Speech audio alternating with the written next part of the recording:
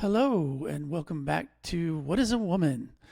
This is the third part of a multi part series where I'm trying to make a case on first, what is a woman and what is the human condition?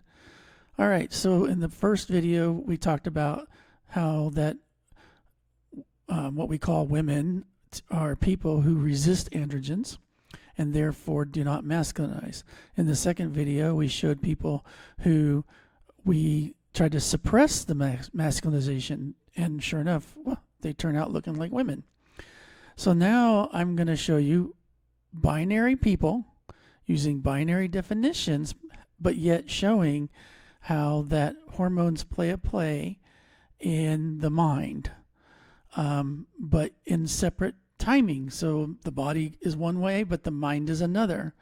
And this is real life. This is not definitions that are transgender or non-binary definitions. These are the real definitions of what people who lived in a binary world, these are their terms, okay? And so in this case, the very first version is a girly girl. Basically, I'm going to read this real quick here, but you can look it up yourself. This includes things like wearing dresses, like liking pink, enjoying activities like makeup and shopping, and generally presenting in a way considering feminine. However, it's important to remember that femininity is diverse. There you go. That's interesting. That's true. And what constitutes girly can be very widely from person to person. And because girly girl was a term that that they used of girls who really dress up and wear the makeup and all that stuff. And so we got some images here where sure enough, more styly, putting on the dresses and short skirts. Although to some degree, and nowadays even sexy becomes kind of a thing, Anyways, so here's the images of girly girls, and yet still this is considered a woman in binary society. The next group is tomboys. Again, same scenario. These people are women, but yet they have male type traits or mindsets. And so here we go. So tomboy, a term primarily used to describe. I don't know why it's nothing here. This can include a preference for traditional masculine clothing, hairstyles, and activity like sports, physical play, and technical hobbies. The term is not a gender identity, but rather a way to describe a particular gender expression. So, and that's what they're saying there on that one is that they're not identifying as males. They just want to express as males, or typically how males do. Definitely not girly girl. Anyways, so we got images of that. We'll go to images. Okay, here we go. And so, basically, of course, notice how they look pretty boy-like. Interesting is trans men look like young men. And even girls who dress up as men, they look like young boys, very young boys, typically. Although she's definitely got that really pronounced 2-point type jawline, so that's very feminine jawline. And so, yeah, there you go. There's tomboys.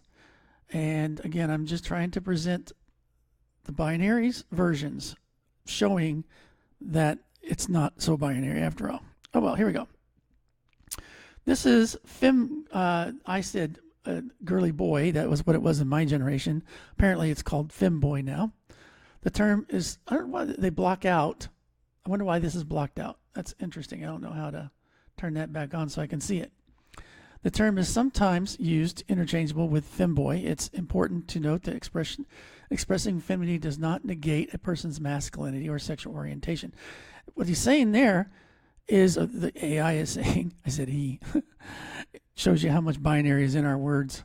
I mean, there is actually no language for anything other than binary, which is why it's so hard to describe. Anyways, why it's hard to really describe what it's like to be a woman. Anyways, what they're saying is your physical gender, your mind gender, all those things are not related to your sexual orientation. So they're even admitting in the AI that there's multiple gender in your body. It's not just your physical body. It's not, and by the way, it can be various aspects of your physical body. It's not just in your mind, although there is a mind that has gendered. And then again, sexual orientation, which is who you're attracted to.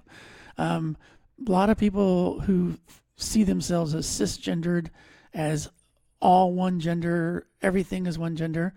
To them, they see their sexual orientation as part of who they are, as part of that gender. But it's really not just all in one. There's all kinds of variations, and a person can have multiple gender identities, gender expressions, gender attractions in one body. It's not all in one. It doesn't. That's the point.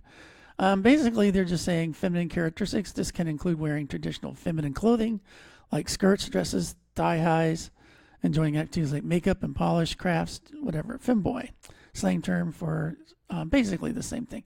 But boys liking to play with girl stuff, be like girls, hang out with girls. Effeminate. That was another one. Although what's interesting is people assume if a boy is effeminate, then he must be gay, which is completely not true. Again, it goes back to they're not all connected. Anyway, so let's look at some images of that. And so here's a few femboys, although some of them look like they're really playing with gender. So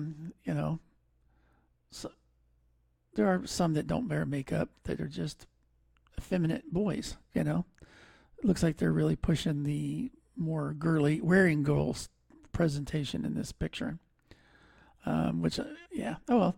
All right, so then the last one is a manly man. Again, definition's not all there. However, this concept is evolving in modern interpretation, emphasis, emotional strength, responsibility. I am not so sure manly man means emotional strength, responsibility, but that was an assumption back then, And integrity along with physical prowess. It's probably more about physical prowess than anything else. Physical strength, courage, historical physical strength, decisiveness, leadership. Manly men, no, maybe they did associate it back a long, long time ago that way. Emotional restraint, I don't think that's necessarily so true. Because a lot of guys that are hyped up on testosterone, and the ones I've met can be a little bit aggressive. Anyways, so here we go. So let's do some images of it. And, they definitely show, whoops, oh, that's not what I wanted to do. Back up. These are really old pictures of men. But they definitely notice that it's mostly very muscular, very manly men, And so, yeah, there's, that's the reality. And so in the binary system, they are acknowledging, even though they deny it, that there's more than two. There's all kinds of ways to express the human, but that's the point I'm trying to make here, that there is more going on.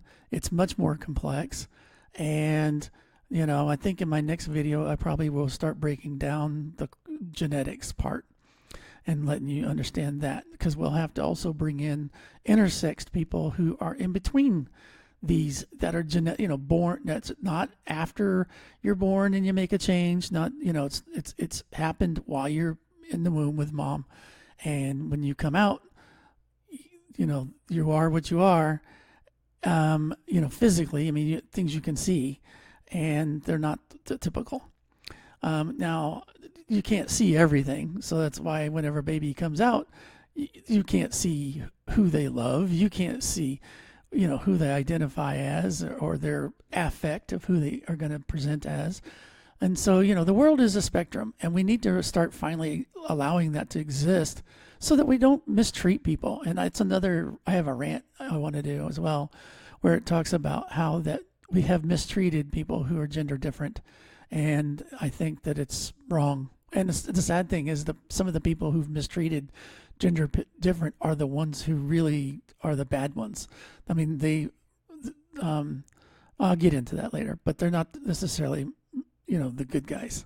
All right. Well, thank you for watching. I hope you enjoyed this video, and I look forward to seeing you in the next one.